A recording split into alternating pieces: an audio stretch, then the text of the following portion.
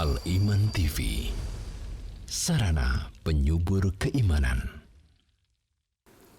Bismillah, alhamdulillah, wassalatu wassalamu ala rasulillah wa ala alihi wa sahbihi wa man wala wa la hawla wa la quwata illa billah, amma ba'd. Pecinta iman yang dimuliakan Allah subhanahu wa ta'ala, alhamdulillah pada kesempatan malam ini kita masih diberi ketetapan al-iman oleh Allah subhanahu wa ta'ala, yang senantiasa kita minta mohon pada Allah subhanahu wa ta'ala agar kita dikuatkan keimanan kita, ditambah ilmu dan amal kita, dan kita diwafatkan di atas keimanan. Pecinta iman yang dimuliakan Allah subhanahu wa ta'ala, bahasan kita malam ini insyaallah lanjutan, yaitu tentang bab al-hajab. Bab al-hajab ini amatlah penting, bahkan sama pentingnya mengetahui al-hajab ini sebagaimana dua bab yang sebelumnya. Dua bab yang telah kita jelaskan melalui hadis Nabi SAW,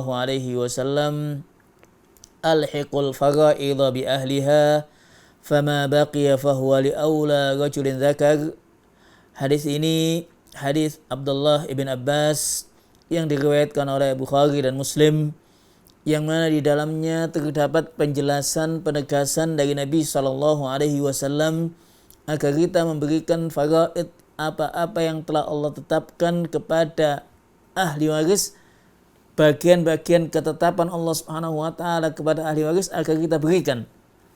Fama baqiya fahuwa li aula rajulin dzakar, adapun sisanya adalah asabah. Jadi pada hadis ini telah kita jelaskan dua macam waris, dua macam ahli waris, yaitu yang mendapatkan bagian tetap, entah itu setengah, seperempat, seperdelapan, 2/3, sepertiga, seperenam, atau yang mendapatkan bagian asabah. Hal itu telah kita sampaikan di pertemuan sebelumnya.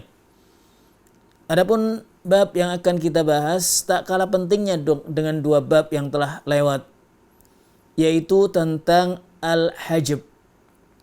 Apa itu al-hajab? Apa macam-macam al-hajab?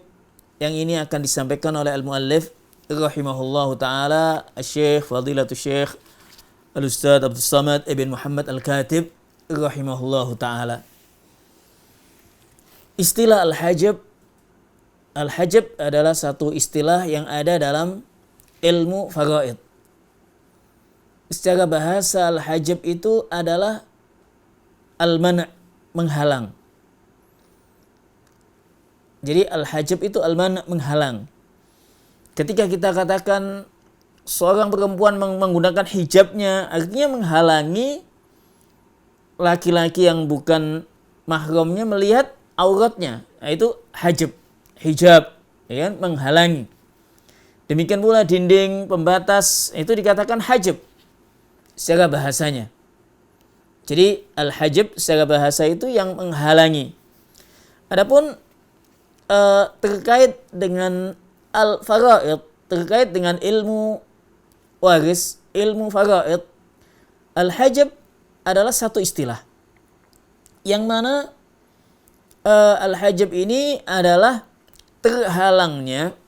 Jadi artinya al-hajab ini man'u man qama bihi sababul irsi kullahu au ba'dih. Terhalangnya ahli waris. Artinya terhalangnya seseorang dari mendapatkan warisan, baik itu secara keseluruhan atau sebagian. Jadi terhalangnya seorang ahli waris atau lebih. Jadi terhalangnya ahli waris akan bagian warisan, baik itu secara keseluruhan atau sebagian. Dan mengetahui al-hajab dan al-mahjub, al-hajib wal-mahjub. Nah, ini ada istilah-istilah ya. Ada al-hajab, artinya penghalang gitu ya. atau terhalangnya seseorang mendapatkan hak warisan. Ada al-hajib. Al-hajib itu seorang yang menghalangi yang lain. Ada al-mahjub yang dihalangi.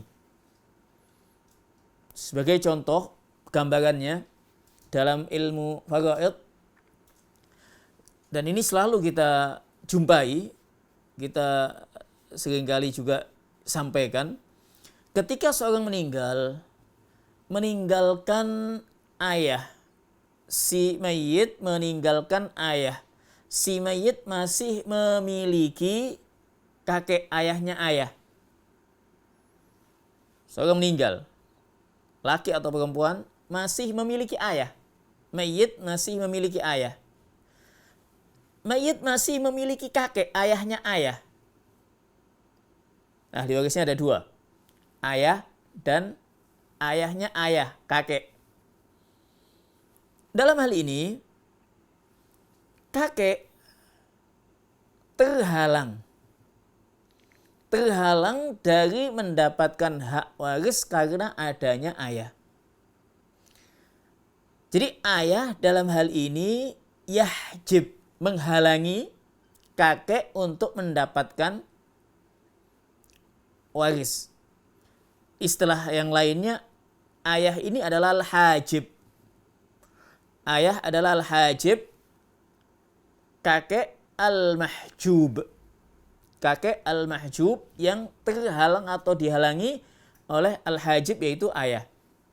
Contoh yang lain. Ketika seorang meninggalkan anak laki-laki. Si mayit meninggalkan anak laki-laki. Si mayit meninggalkan saudara-saudara, entah itu laki-laki, katakanlah si mayit memiliki saudara laki dan perempuan, kandung. Si mayit memiliki saudara laki-laki, perempuan, saudara kandung laki dan perempuan. Jadi ada 3 ahli waris. Ada anak laki-laki, ada saudara laki-laki kandung, saudara perempuan kandung.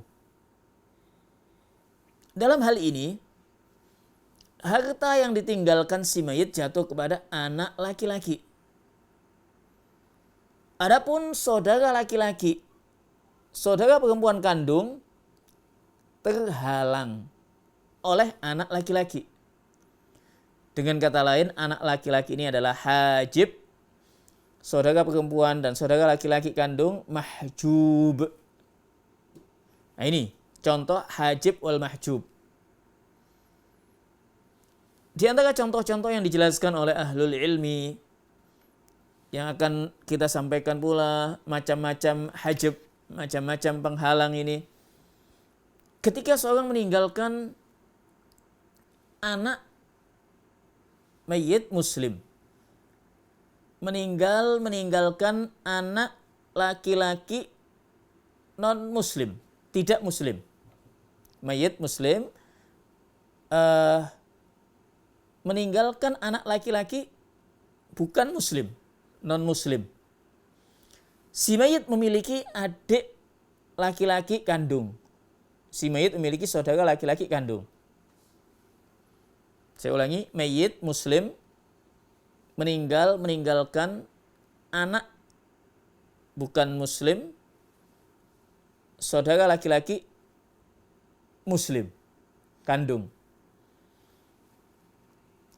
Ahlul ilmi menegaskan bahwasanya anak yang bukan muslim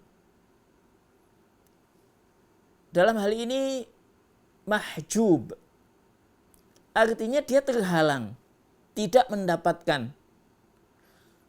apa yang ditinggalkan ayahnya, orang tuanya yang muslim. Sehingga apa yang ditinggalkan si mayit jatuh kepada saudara laki-laki kandung. Dalam hal ini Nabi SAW menegaskan, la yarithul muslimul kafira walal kafirul muslimah.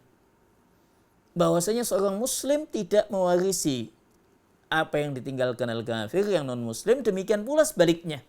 Yang kafir tidak mewarisi yang muslim. Dengan kata lain, anak laki-laki yang bukan muslim tadi mahjub. Nah, ini contoh-contoh hajib wal mahjub, awal hajib wa al mahjub. Kemudian al-muallif menyebutkan tentang macam-macam hajib. Sebelum kita sampaikan macam-macam hajib, Al-Allamah Ibn Utsaimin rahimahullahu ta'ala menyampaikan dalam tulisannya Tashil al-Faraid. Al-Allamah Ibn Utsaimin rahimahullahu ta'ala menyampaikan dalam Tashil al-Faraid halaman 51 tentang pentingnya al-hajib. Beliau menukilkan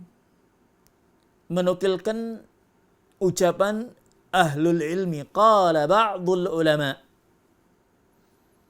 Sebagian ahlul ilmi menjelaskan akan pentingnya hajib, pentingnya mengetahui bab hajib dan mahjub. Dikatakan, dinukilkan oleh Al-Allamah Ibn Utsaimin rahimahullahu ta'ala, la yahil liman la ya'rifu babal hajbi, tidak dihalalkan bagi yang tidak mengetahui bab al-hajb. Seorang tidak mengetahui bab al-hajb, siapa yang dihajib, siapa yang mahjub, siapa yang dihalangi, ya, siapa yang menghalangi dan siapa yang dihalangi dari ahli waris tidak tahu. La yahil liman la ya'rifu babal hajbi an yuftiya fil faraid. Jadi tidak dihalalkan, tidak dibenarkan, tidak dibolehkan siapa yang tidak mengetahui babal hajib untuk berfatwa dalam faraid. Mengapa? Khaufan min an yuwarritha man la irsalah fayuhramul haqqu ahlah wa yu'tihi man la yastahiquh. Dikhawatirkan akan diberikan warisan itu kepada yang tidak berhak, karena tidak mengetahui siapa yang dihajib, siapa yang mahjub, atau yang siapa hajib mahjubnya tidak diketahui. Dikhawatirkan akan diberikan warisan itu kepada yang tidak berhak, sehingga yang berhak itu dihalangi untuk mendapatkannya atau terhalang untuk mendapatkannya. Sebagai contoh yang lain tentang hajib ini, ketika seorang meninggalkan ponakan laki-laki dari saudara laki-laki kandung. Si mayit memiliki ponakan laki-laki dari saudara laki-laki kandung. Si mayit masih memiliki paman. Si mayit masih memiliki paman. Dalam hal ini, apa yang ditinggalkan si mayit jatuh kepada ponakan laki-laki dari saudara laki-laki kandung. Adapun al-am, paman, tidak mendapatkan. Mengapa? Karena ada ponakan laki-laki saudara laki-laki kandung. Jadi ponakan laki-laki saudara laki-laki kandung itu hajib dan paman al-mahjub. Toyib. Kita kembali dengan apa yang disampaikan oleh al-muallif rahimahullahu ta'ala. Al-muallif Syekh Al-Allamah Abdul Samad ibn Muhammad Al-Katib rahimahullah menegaskan tentang macam-macam hajib. Hajib ada dua. Kalau dalam bahasa di sini disebutkan asbab al-hajab, sebab hajab. Sebagian ahlul ilmi menggolongkan macam-macam hajab, anwa'ul hajab. Macam-macam hajab ada dua. Ada hajab dengan sifat, ada hajab dengan seseorang. Ada al-hajbu bil wasfi wal hajbu bisyahsi. Jadi macam yang pertama adalah hajab dengan sifat. Hajab dengan sifat. Artinya apabila ahli waris memiliki atau tersifati dengan salah satu sifat yang akan disebutkan, maka dia tidak mendapatkan warisan. Yang kedua, al-hajbu bisyakhsi. Hajab dengan seseorang. Artinya tadi yang telah kita contohkan banyak. Ketika seorang meninggalkan ayah dan kakek tidak mendapatkan. Seorang meninggalkan anak laki-laki dan saudara-saudara tidak mendapatkan. Nah, ini dengan adanya ahli waris lainnya. Adapun penjelasan al-hajab bi al-wasaf, kita jelaskan dahulu hajab dengan sifat. Sebelum kita meningkat kepada hajab dengan seseorang atau dengan ahli waris yang lain. Al-hajbu bil wasaf yaitu an yattasifal warisu bi ahadi mawani'il irsis salasah al-muttafaq alaih. Hajab dengan sifat ini ialah apabila seorang ahli waris itu tersifati atau bersifat memiliki salah satu sifat penghalang waris yang ada 3 itu. Telah kita jelaskan di awal-awal sebab penghalang waris itu ada 3. Yang pertama adalah budak, agreku. Yang kedua adalah pembunuh. Dan yang ketiga adalah beda agama. Yang pertama adalah budak. Yang kedua adalah pembunuh. Dan yang ketiga adalah beda agama. 3 sifat ini bisa mungkin masuk pada semua ahli waris. Ketika seorang anak wal'iyadzubillah membunuh ayahnya, maka dia tidak mendapatkan hak waris dari ayahnya. Ketika saudara membunuh saudaranya, dia tidak mendapatkan hak waris dari saudaranya.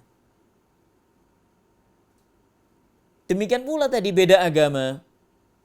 Ketika terjadi perbedaan agama antara yang mayit dengan ahli waris yang hidup, maka tidak akan saling mewarisi.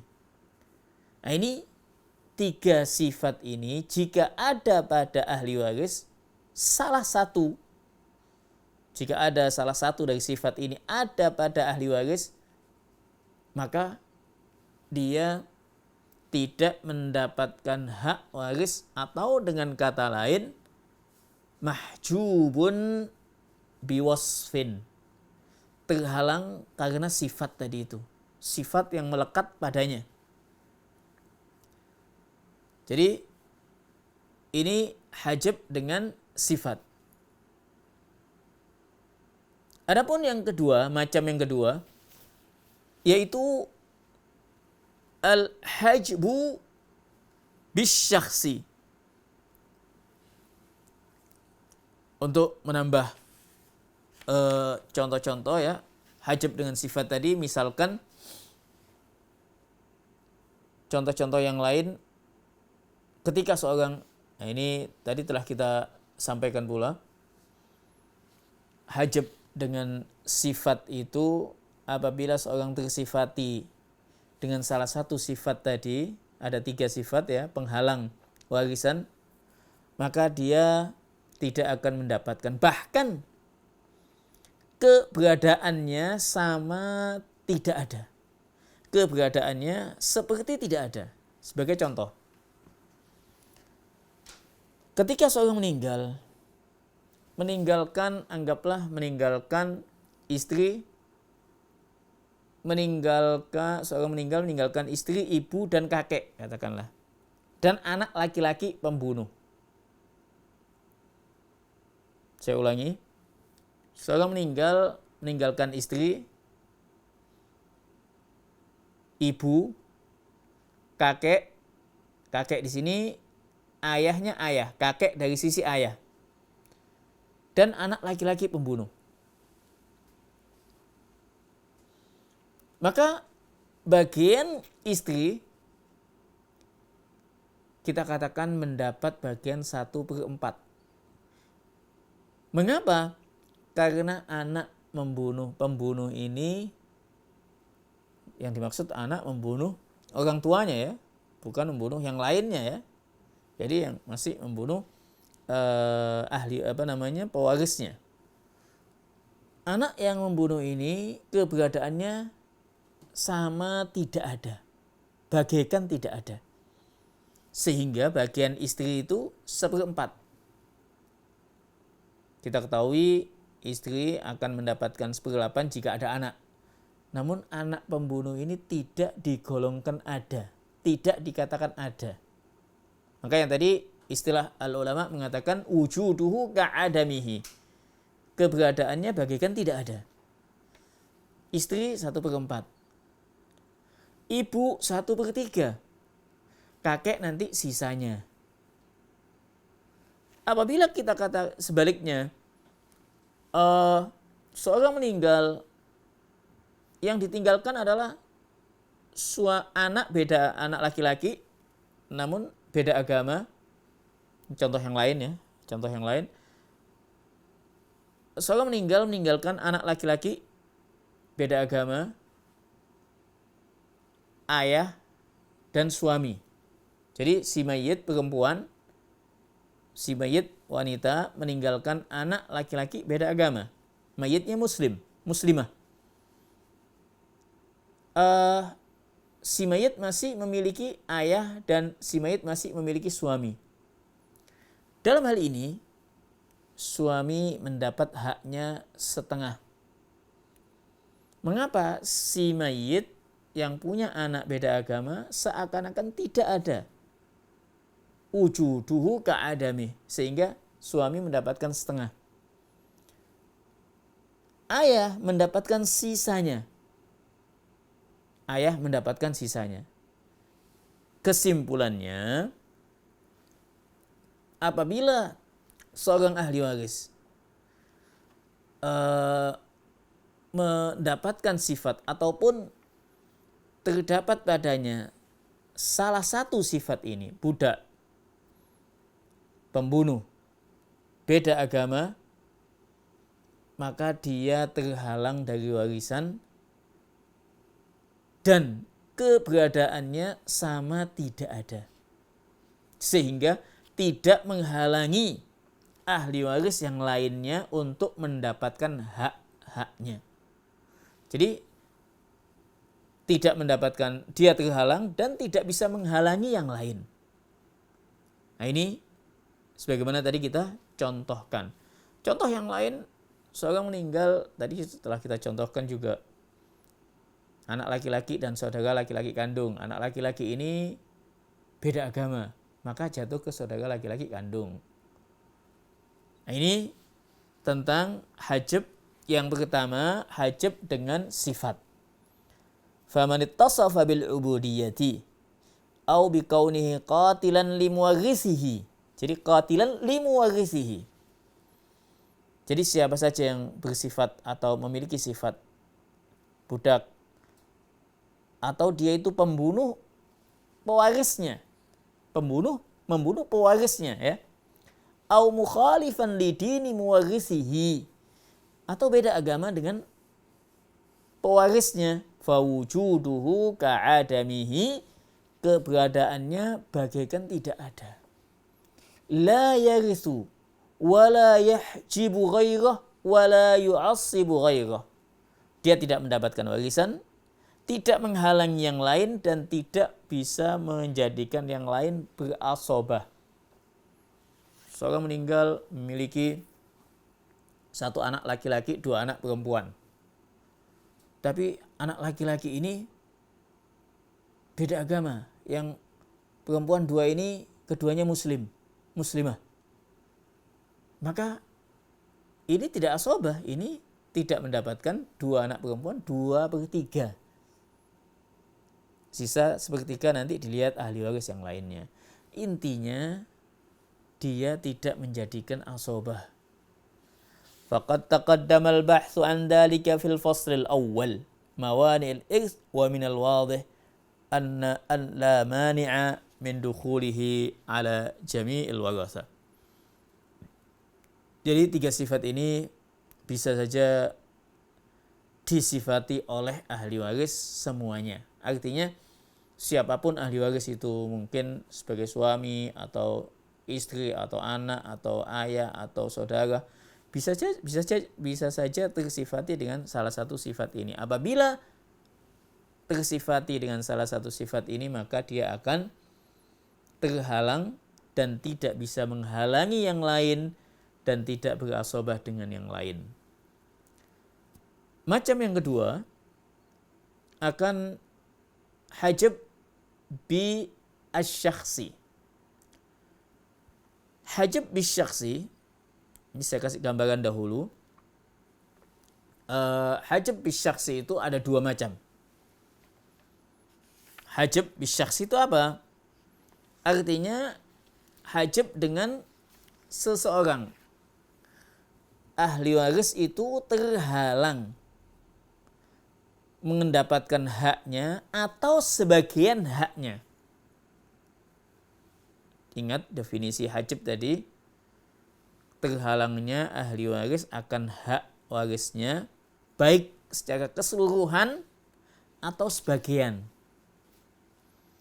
Definisi ini mesti difahami. Terhalangnya ahli waris ya dari hak warisnya baik secara keseluruhan atau sebagian. Kalau keseluruhan tadi kita telah contohkan.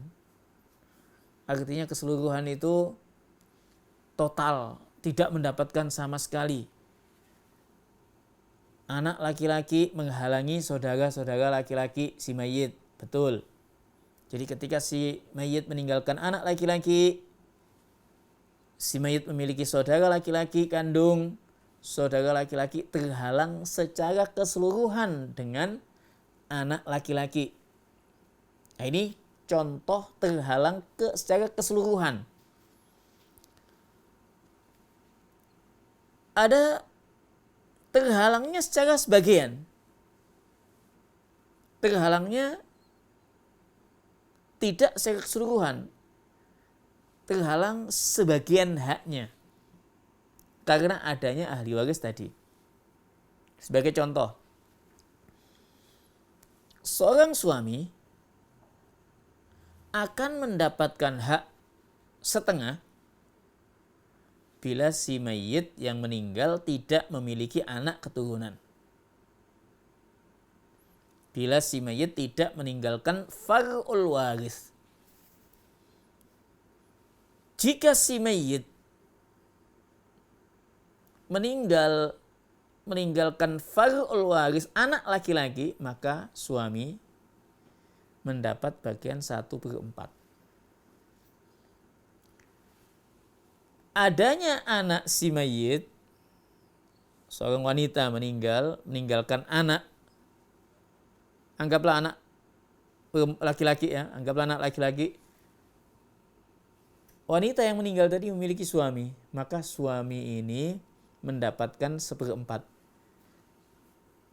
Dia mendapatkan 1/4 terhalang karena adanya anak laki-laki. Kenapa terhalang? Terhalang haknya sebagian. Terhalang haknya sebagian.